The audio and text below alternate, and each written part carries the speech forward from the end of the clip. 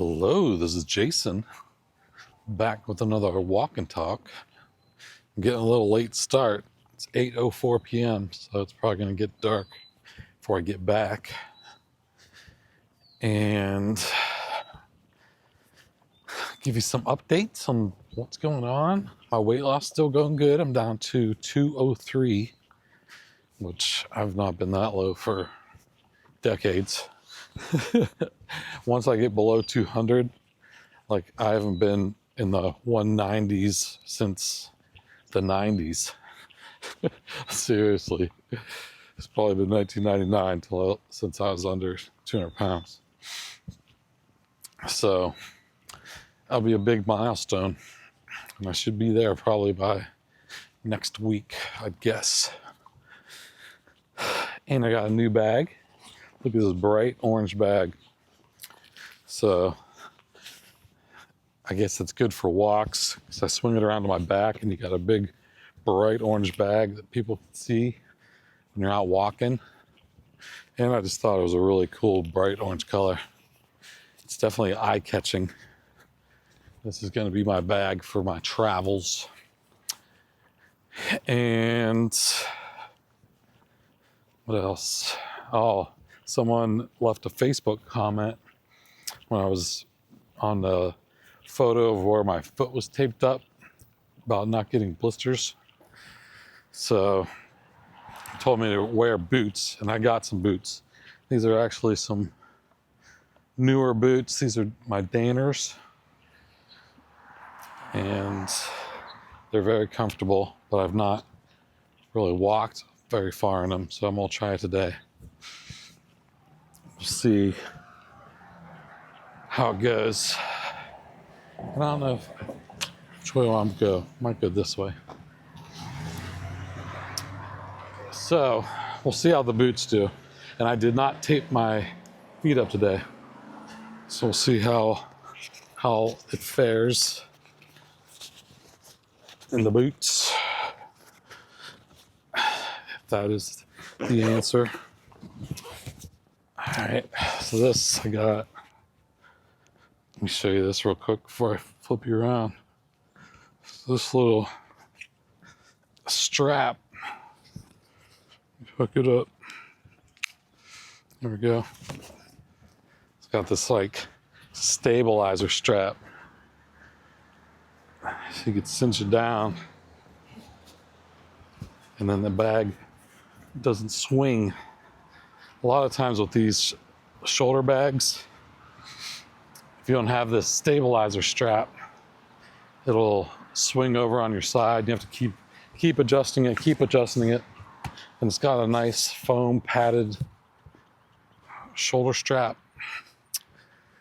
And I believe this is the Alpaca Go Sling. They have like Go Sling minis and some other ones. This is just the Go Sling. So now I'm gonna put you on my neck. See where we're going. And before long, there's going to be more adventures traveling in Southeast Asia. I had such a good time over there in Bangkok that I'm going to be traveling over there before you know it. At least before the end of the year. But it could be much sooner. We'll see. But it's definitely happening. And I'm going to be retiring this year. So it's finally happening. I got a lot of things to think about. You know, I've had all of these ideas of how I'm going to generate income, and there's different ways I could do it.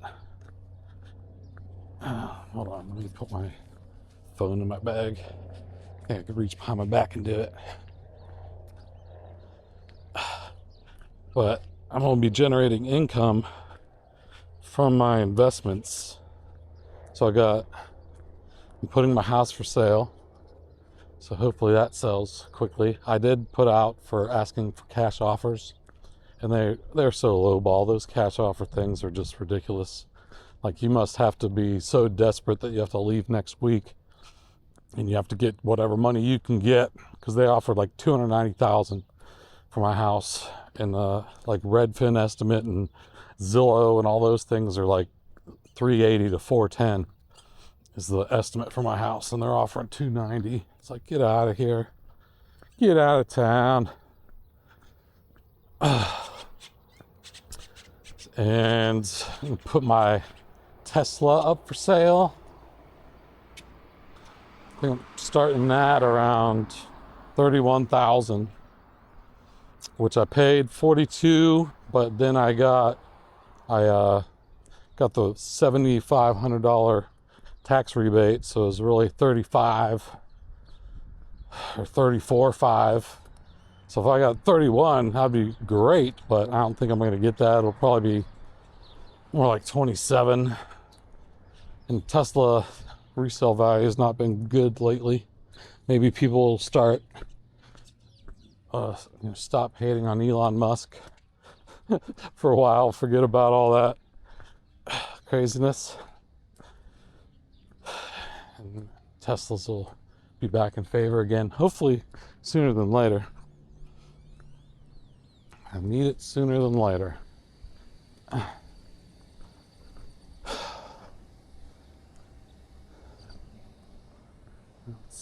don't even see the sun.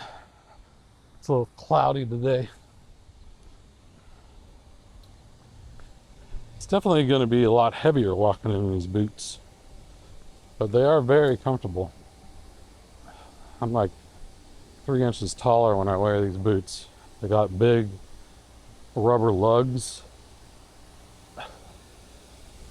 These are going to be some of my adventure travel boots. Definitely be wearing these on travel days when you have to stand around in lines.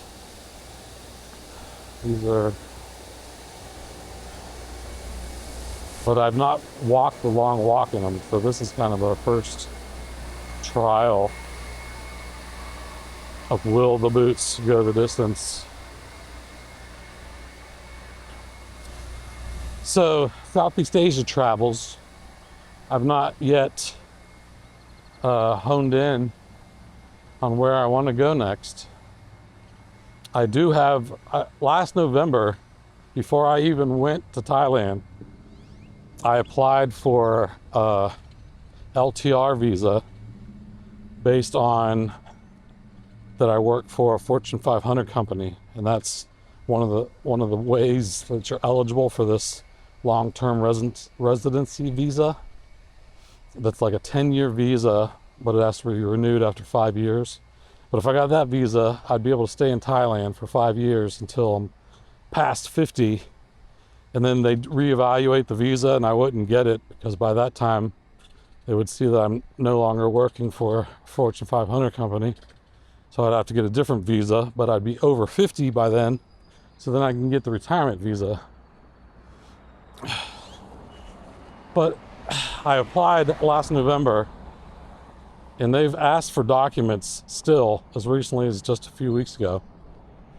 And how long has that been? 7 months. Things go at their own pace in Thailand. On their website it says it takes like 20 days. But I did have a thing where I don't work for the parent company. I work for a subsidiary of the company I work for, which I'm pretty sure I've said it before. I work for Dell, but I work for this subsidiary. It's like Dell USA. It's not Dell Technologies. It's listed on the NASDAQ.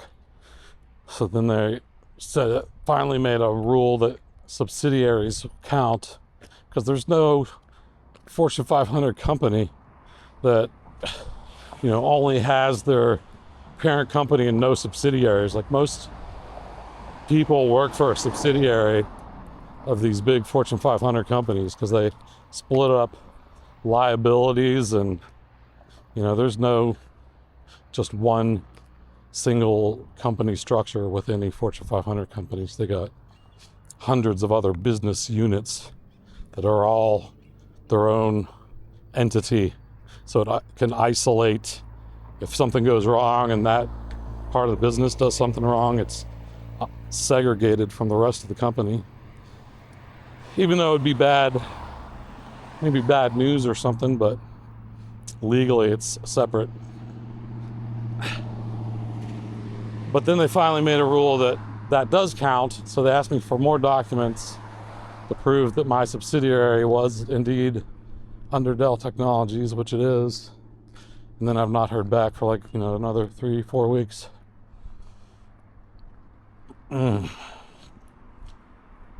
So if I don't get that, I might try for the other visa, DTV visa, Destination Thailand visa, which I think you could do that by just studying the culture of Thailand. So when you go to sign up for like a language course, part of the language course, since the language school doesn't count for the Destination Thailand visa, but culture does. So they just say there's an extra culture class, which, I mean, learning the language is as much culture as you can get anyway, I think. But if you take the culture class, you can get this DTV visa. And you can't stay in the country for 5 years like you could with that LTR visa.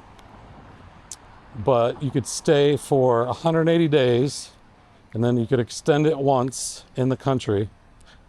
And so you stay there for 360 days, and then you have to leave and come back. And the visa's good for 5 years, which is a pretty good visa. That would get me over 50 to be able to get the retirement visa as well. Because I'm pretty sure Thailand is going to be like my hub.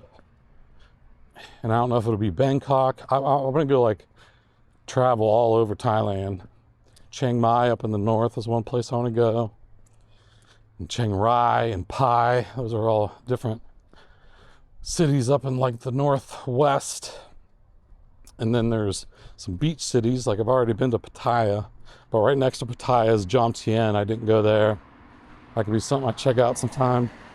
Then on the other side of the Gulf of Thailand is Hua Hin, which is another beach town. And there's all kinds of little beach towns going all the way down the coast there. It'd be fun to travel down. And then even farther south, there's Krabi, which I heard is nice. I'd like to check that out. And then there's the islands, Koh Samui, Phuket, which Phuket, I hear, and Koh Samui are both expensive. They're about as expensive as Bangkok, so I don't know if that's an option. And when you live on an island, they have to ship everything in on a boat that raises the prices of everything. So I wouldn't want to live in a more expensive place that's just as nice as some places that's 40% cheaper. I'm not up for wasting money. I'm gonna have to make my money work for me for the rest of my life. Because 46 years old, maybe I'll be 47 by the time this happens. But I'm gonna have to make my money last from when I'm 46, 47 until the day I die. And got some ideas on how to do it. The 2 fixed income preferred stock options, not stock options, but this is one of the options I could have that is a preferred stock. That's how I should say it. And that's the MicroStrategy or Strategy preferred stock offerings. One offers a 8% yield and the other offers a 10% yield. So if I sell my house for, say I get $380,000, we can save $350,000 after all the fees. Hopefully I get $350 at least. You put that into a 10% yield preferred stock, then I'm getting $35,000 a year off that 350,000, and that's more than enough. Just that. Really only need about $2,000 a month to live comfortably in Southeast Asia, and that's with a lot entertainment.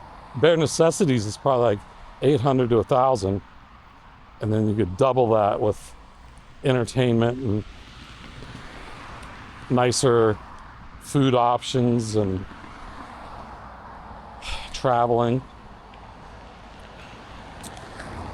So 36,000, even if my house money was my only money, which it's not.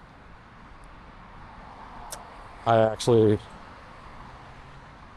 not going to say exactly how much I have, but it's enough to make that more comfortable.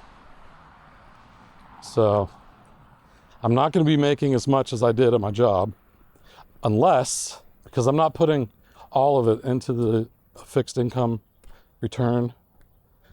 I still have some invested in MicroStrategy, and I could sell covered calls, which I've been doing. You sell covered call options, which limits your upside if the stock goes up, but you sell them like 30 days out, and if the stock doesn't go up, which I used 20 delta options, so there's like a 5% chance that they'll be in the money. So you have a 95% chance that the option will expire worthless, and you get to keep the premium that you just sold the option for.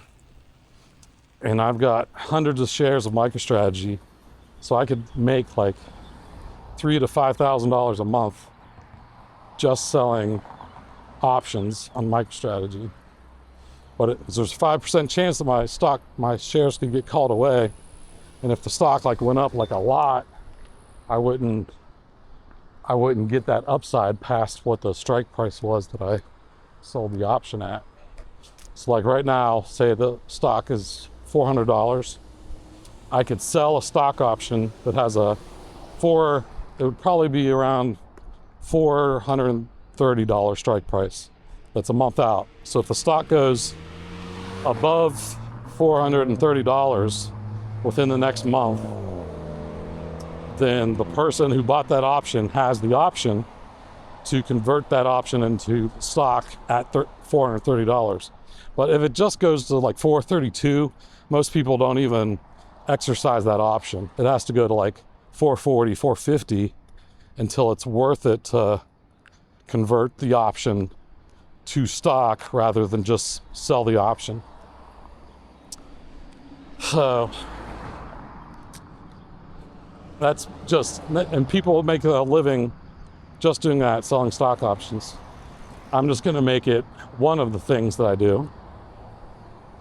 And even if your stock options get called away, you could just buy the stock back, wait for a dip again, or if it went up to 440 and you sold at 430, you just take the $10 share loss and buy back in if you think it's going to go straight up from there. But I would like to hold on to those MicroStrategy shares because I think those are going to appreciate greatly. And then the options will get more and more value. So I'm like getting, can get $5,000 a month on them now. Once the stock doubles, I'll be getting $10,000 a month on them. And the stock has gone up 400% in a year before. Last year it did. In 2024, it went up 400%. So if it did that now, instead of $5,000, I'll be getting $20,000 a month selling stock options. And that could be just within a year. If that happened, man, I mean, that's possible. But we can also, the stock could fall in half and then I'd only get $2,500 a month. But even that, plus dividends, will be more than enough to cover myself. And I've got another savings vehicle. I have some Bitcoin. So that is in cold storage, which I'm not going to touch. That's like the last thing that I'll ever touch because I'm gonna have to pay a fee just to get it out of cold storage. And then you got to pay a transaction fee if you spend it or transfer it to a bank. And I just want to let it appreciate. I want to actually pretend like it's not even there. But in case of emergency, I could break the glass, and how much I have in Bitcoin will last me probably 3 years or more. So I've got a lot of options. So far, these boots are feeling good. Stomp, stomp. They're very, those big rubber lugs are cushiony. Plus, I replaced the insole with a very nice one I got on Amazon. It's kind of got gel or something in it. It's very, very pleasurable to walk upon. Ugh. I need a drink. I'll bring a whole big water with me. 800 milliliters.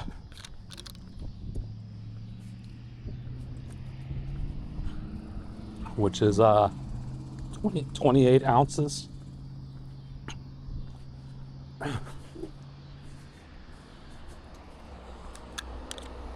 This is a nice bottle. I was actually thinking of getting a bottle like this, and then I found it. That was another thing. If you noticed my glasses at the beginning, these are the Ray-Ban glasses that I found in the garage that had been lost for like a decade. And I actually took them to my eye doctor and had him put prescription transition lenses in. So these are sunglasses and glasses at night. Show you real quick. Ray-Bans. And I've had these glasses forever, but they were lost for a while.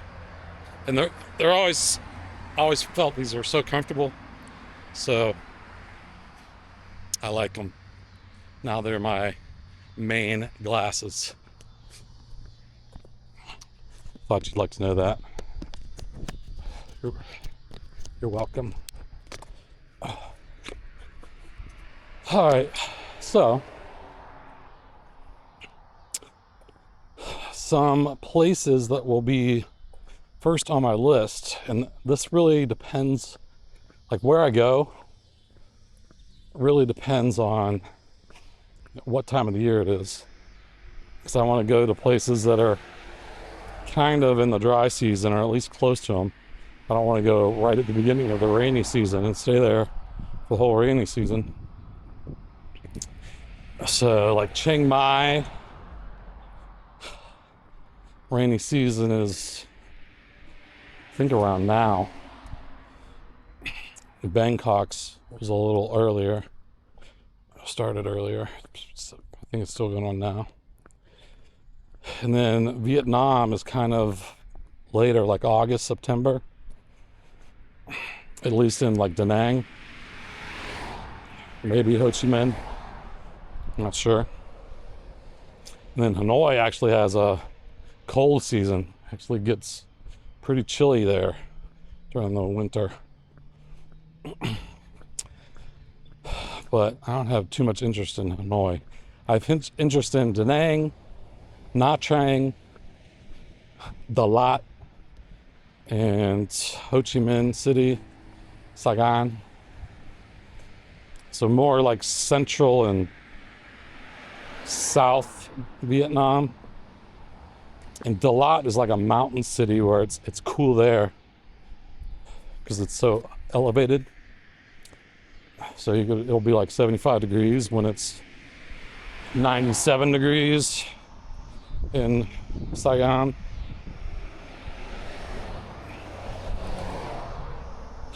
So that'd be a cool place to check out. And then when it's rainy season, like in the summer in Vietnam and Thailand, even Malaysia. You can go down farther to Indonesia, and I think it's not rainy season when it's rainy. I think it's, it switches past the equator. So it's on the other side of the equator, I believe. And it's not rainy season down there when it is rainy season in Thailand and Vietnam. So you can always go to Bali during the rainy season, which that'll be a place I check out. Ubud. And there's places in the Philippines. I'm not sure about when the rainy season is there. I forget. But I have it all mapped out. I had ChatGPT make me a whole schedule of places where I can go and when the rainy seasons are there and try to avoid the rainy season. And then I had it say, let me stay there for as long as I can get a free tourist visa. So some places you can get like a 3-month tourist visa, like Malaysia and Vietnam. And then some places have 2 without renewing, like Thailand. And I think it might be Cambodia and Philippines. They all have 2 months unless you extend it. But it's really cheap to do and easy to do in Philippines and Cambodia, I think. Like you could stay almost like for 3 years or something in Cambodia and Philippines. So if you're having problems with visas, those are easier countries to get into. Probably Laos too, but there's not really anything in Laos that I'd really want to stay there, unless you just like hanging out in the jungle. There's they have like waterfalls and nature stuff. Very beautiful waterfalls from what I've seen, but no entertainment really. And Thailand's probably one of the harder places to get a long-term visa. Well, Vietnam is too, I'd say. And those are the 2 places I'm really most interested in, and they're the hardest to get visas in. In Vietnam, you have to like start a business or buy property. You got to spend a bunch of money to get a long-term visa, or marry a Vietnamese woman. And I'm not looking to make big investments. Maybe, I guess, if I decided to live there, you could start some kind of business. I think it has to be like a $150,000 investment or something, though. But I guess if you could start a business that would be able to earn it back in just, 5 years or something, it might be worth it. But that's not something I'm really thinking about right now. I just want to roam around Southeast Asia and figure out places that I like. And Chiang Mai will be on the list, one of the first. And Da Nang. And actually Siem Reap, Cambodia actually looks pretty cool. And it's very inexpensive. All those places are very inexpensive too. I want to start at some of the cheaper places because I really am trying to not spend so much money until the Bitcoin cycle peaks. I'm looking for the pi cycle top. So I'm trying to let Bitcoin appreciate as much as possible and not spend too much money until it does. Just so you know my reasoning. I'm sure you had to know it had something to do with Bitcoin, right? Because my investments, even that STRF is, it's built on a preferred stock of MicroStrategy, which itself is built on Bitcoin. So most of my investments will be, actually all my investments will be tied to Bitcoin in some way. That's how much I believe in it. I'm risking my whole future on Bitcoin succeeding. But even if Bitcoin dropped like 80% from where it's at now, it goes all the way down to like 20,000. if I have those fixed income instruments, STRF and STRK, I get that dividend no matter what.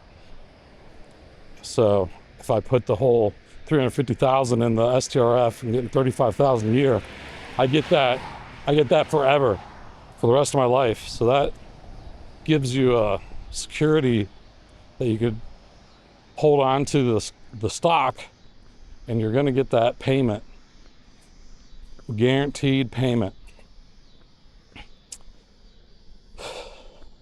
And STRK has a lower, I think it's like, well, it's supposed to be 8, but they've gone over par, so they're at like $109 now. So you don't get the full $8. You get like 7 something percent, 7.5, or as the price of them go up, the yield you get goes down. And what I think they're going to do is just let those run up to $200, and then they'll issue new ones at $100 with a new 8% yield, and just repeat forever. It's just a black hole of dollars being converted to Bitcoin forever. MicroStrategy's never going to stop. They're buying billions of Bitcoin a week. Although last week it was only like 250 million, because they only used the ATM on STRK and STRF. So they've got it all engineered down to a science. It is a well-oiled machine.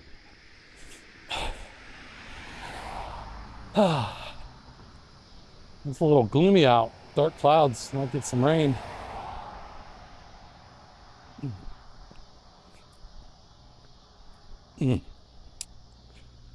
So that's what's going on. Big life-changing events in the near future. Life-changing. I don't know too many people that retire at age 46, 47. But it's been a dream of mine since I was in my 20s. I've worked towards retiring early since my early 20s. Pretty much since I was 19. I started investing in a 401k when I was 19. And even though I can't touch that money, the money that I have now, I really only have to make it until I'm 59 and a half. So make it like 12 years. Which, even if I just had the 350,000 and only spent 35,000 a year, that alone would, well, I wouldn't even have to spend 35,000 a year. I could really get by on 24,000, and that will make 350,000 last at least 12 years, I believe. So that's just my house money. Will last me until I'm 59 and a half, and then I'll be able to tap into my 401k that's like 7 figures. I'll be good to go. But I can't touch it till I'm 59 and a half. But once I get there, then I could upgrade my life by like double, probably. And it's going to appreciate a lot more, especially once I get it rolled over from 401k to an IRA. I'll be able to invest in whatever I want.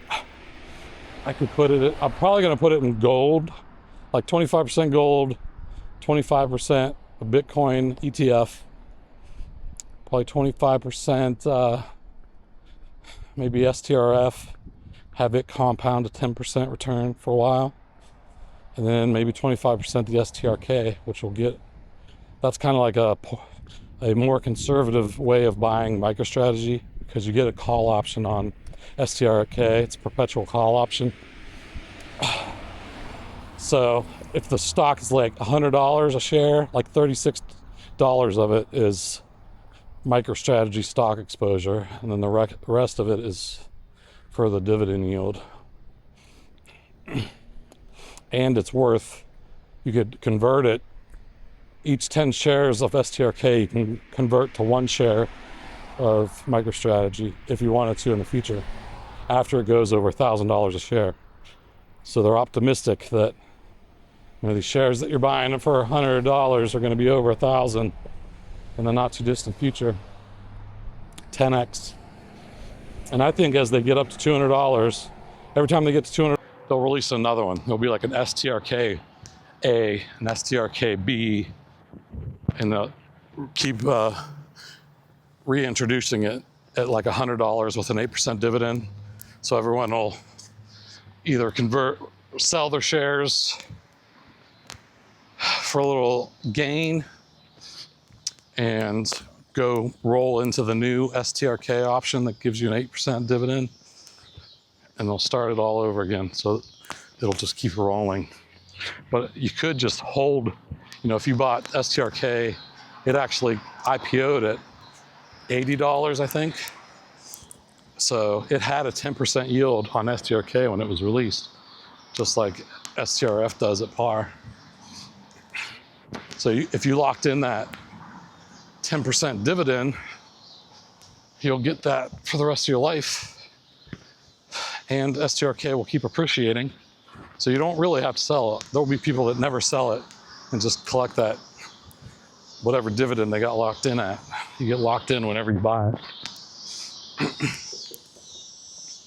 So you don't even have to roll it over. But if I bought STRK right now and it's only like a 7.5 dividend, by the time it gets up to $200, they'll probably be releasing a new one, and then I can roll into that and at least get an 8%, but I'd have to pay capital gains on the appreciation. But it'd probably be worth it in the long run, especially if you're able to lock something in over 8%.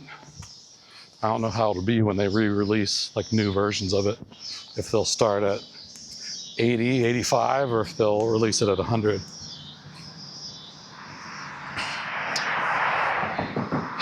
Don't know, but it's really awesome that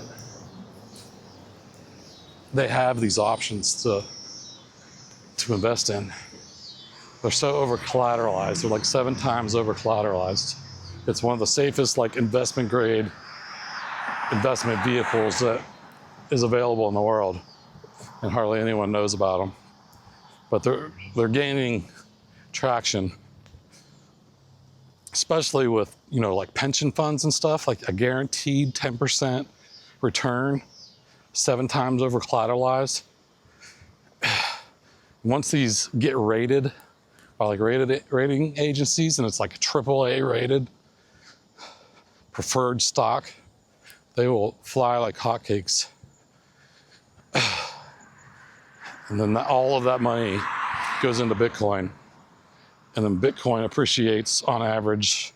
It's been like 60% over the last 10 years, but it's going to go down. It could be 50%, 40%, 30%. It'll fade over time how much it's returning per year, but it'll be a lot more than 10% in 4 years.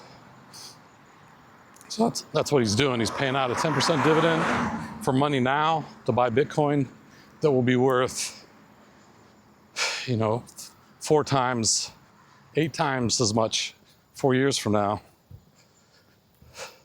And he'll be able to pay the dividend like forever. And people just don't want that risk because Bitcoin itself is volatile. You can almost guarantee that it'll be at least like double the price 4 years from now, no matter what price that you buy it at. But between here and 4 years from now, it could drop 80%. And some people just can't weather years of down 80%. Especially if you're trying to sell a little bit of it every month.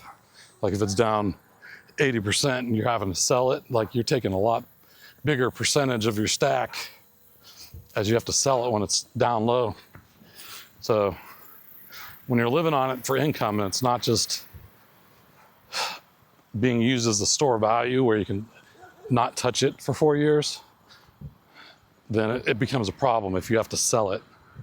So you should really only invest in actual Bitcoin money that you can go without for at least 4 years.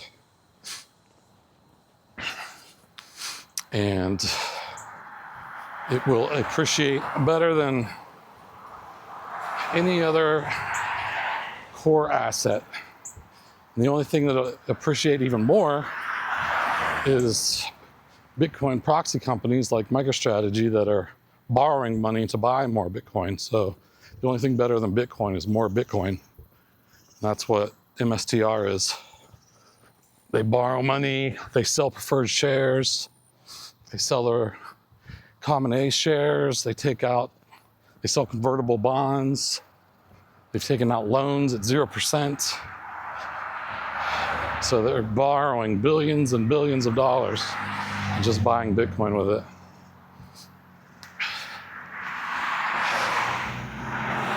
And this next quarter, they're gonna get, I'm almost positive, they're gonna get included into the S&P 500. So everyone that has a 401k that invests in the S&P 500 is gonna be feeding dollars to MicroStrategy, which they are investing in Bitcoin. So everyone that has any investment in the stock market will be investing in the S&P 500. And it's just going to be a vacuum of money. Billions and billions of dollars a month get, added. And that's just all going to go into Bitcoin, which is a completely finite, scarce asset that once the 2 million coins that are on exchanges right now all get sold, and then it's only people that are holding it, individuals, that have to decide if I want to sell it for $300,000 or not. And if no one wants to sell it $300,000, then the price has to go up to $400,000. It'll keep going up until someone decides to let go of it. Especially if you're putting in a market order buy Bitcoin, to just say, I want to buy, $1 billion of Bitcoin, make a market order, and it will just go out and find the lowest price that someone's willing to sell it for. And if that lowest price is hundreds of thousands of dollars higher than the price is right now, then that's the price that Bitcoin is worth now. And that's how it works. The price is set on the margins.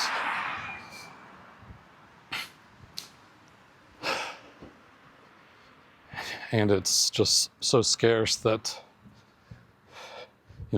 when the demand goes up, when nation states and pension funds and Texas just passed a strategic Bitcoin reserve.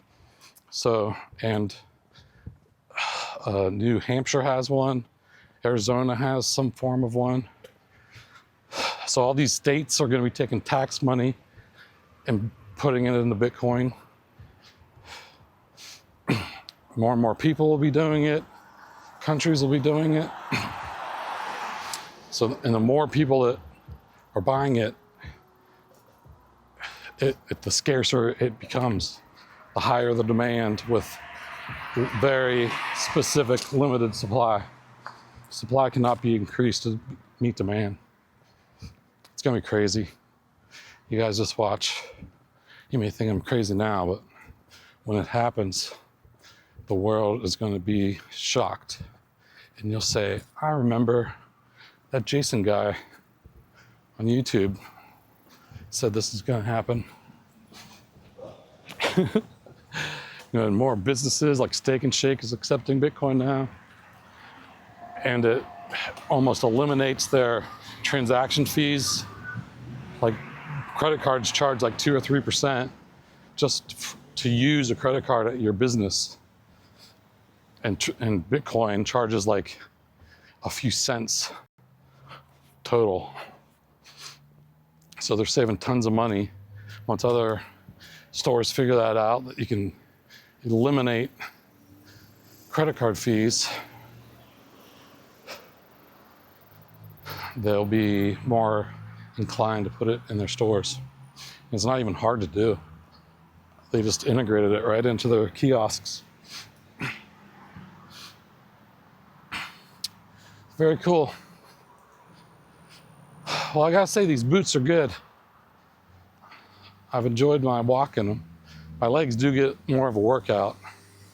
I don't think I walk as fast in them, but I do walk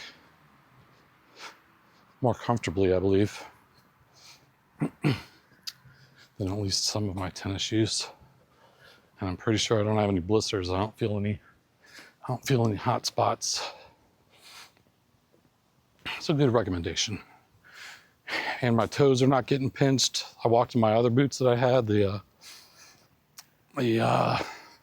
Red Wings, and they have like a carbon toe or something, and it kind of rubbed on my toe. And after walking for 3 miles, I got a little hot spot and a little start of a blister on my toe. So those are not long distance walk worthy. They gotta go. So if anyone's looking to buy some Red Wings, they're pretty new, good work shoes. Maybe you can walk long distance in them if your toe is not shaped like mine. They're the tradesmen, so they're kind of made for electricians, I believe. They have like anti-shock proof soles and stuff. And they're side zip, so they're easier to get in and out, which I wish these ones that I have on were side zip. But you gotta lace them up like a caveman.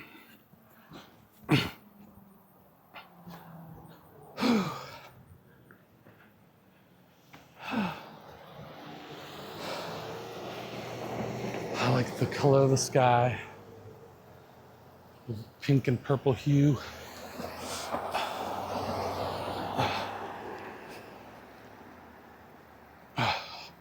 So that was a good walk. Kuala Lumpur and Penang are some other spots on my list as well. In Malaysia. Penang is supposed to have like some really good food, and Kuala Lumpur, because it's like a mixing pot of all these different styles, like Malay and Indian and Chinese. So you get, unique individuals, top of the line Indian, Malay, and Chinese food, but then you get like fusions of those foods mixing together and being influenced by each other, making some hybrids that you can't get anywhere else in the world that are, from what I hear, amazing tasting. So I'm looking forward to experiencing some of that.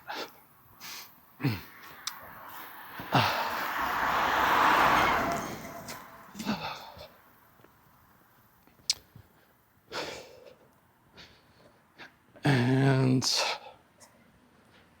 then there's all kinds of beaches in the Philippines. Boracay is one that I have heard great things about. I watched videos and it's a paradise. Boracay.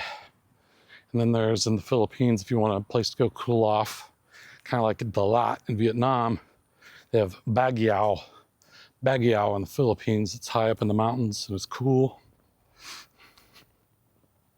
And then you have the ultra-modern BGC and Makati in the Manila area.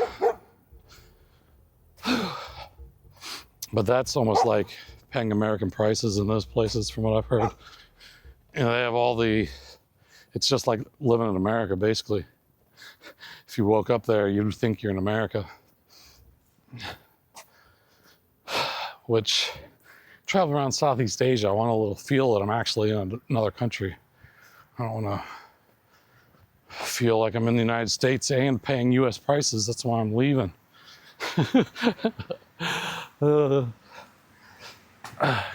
Can't afford to retire in the United States at age 46.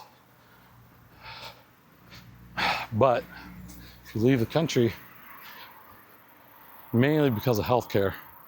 If you're not employed, paying for healthcare, especially if you get injured, you might as well just roll over and die, paying $1 million hospital bill when you don't have any insurance or can't afford insurance. You'll be broke before that, because if you actually buy insurance, you'll be wiped out and bankrupt before you even get injured. And they have these like international insurance policies where it's like $200 a month and it'll cover you everywhere except for the United States. If you want like add on United States coverage, it's like triple or quadruple the price. So it'll be like $600-800 a month. If you want US, if you're ever going to go to the US.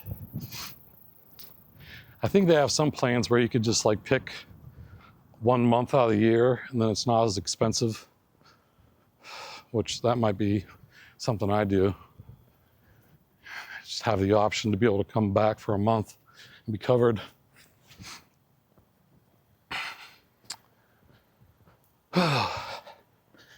But it's happening soon. I'm getting excited. I've just got so much work to do, but I've been selling stuff in my house for the past 2 years. So almost everything's gone, except for my bedroom set, my bed, my purple mattress, my washer and dryer, my kitchen table. I have a desk, a couple of pieces of artwork, which I sold most of the artwork. So